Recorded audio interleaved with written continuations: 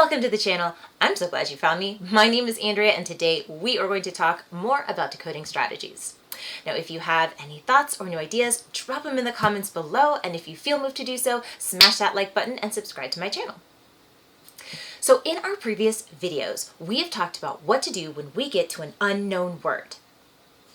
And so far, we've discovered we can use a picture to solve for an unknown word. We can get our mouth ready to say the first sound of an unknown word. We'll look for smaller, easier to handle word chunks.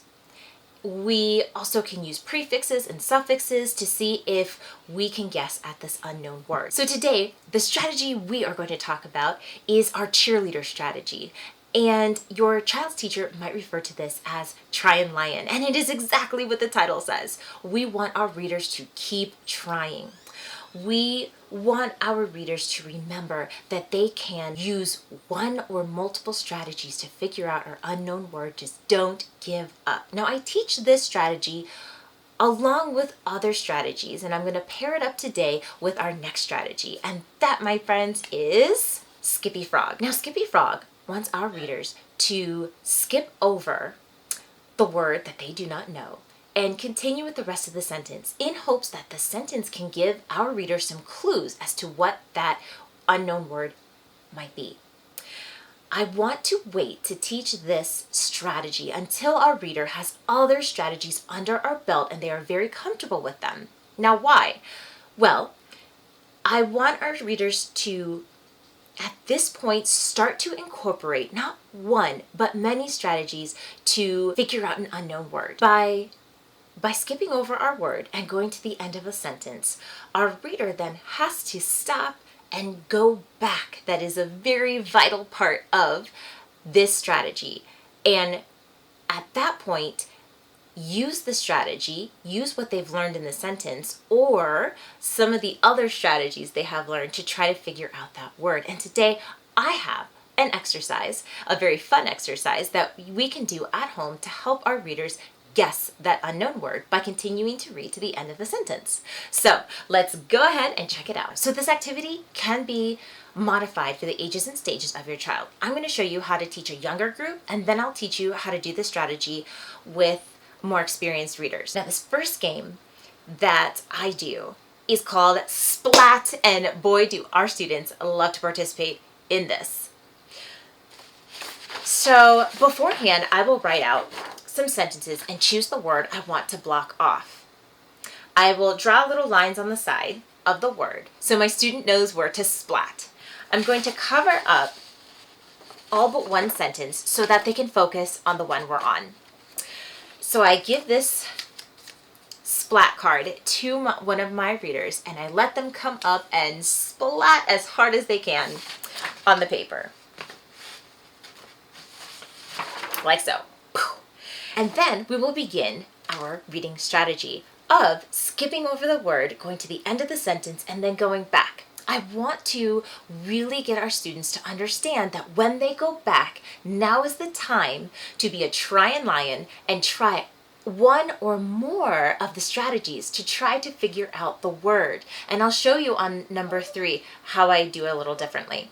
So they can use a picture if there's a picture, or the beginning sound, or chunk it, or they can use the context clues, some keywords in the sentence to help them figure out the meaning of the word.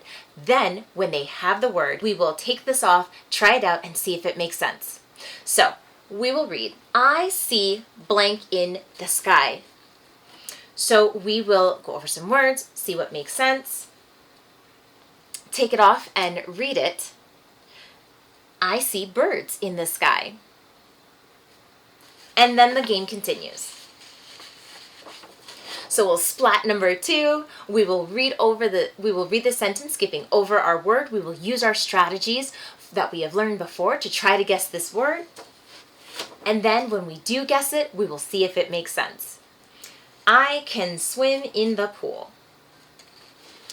So for our younger readers, what I mean by using the other strategies, if we can't figure out the word from the clues in the sentence, is that when you splat, you don't have to cover up the entire word. For number 3, I covered up only part of the word.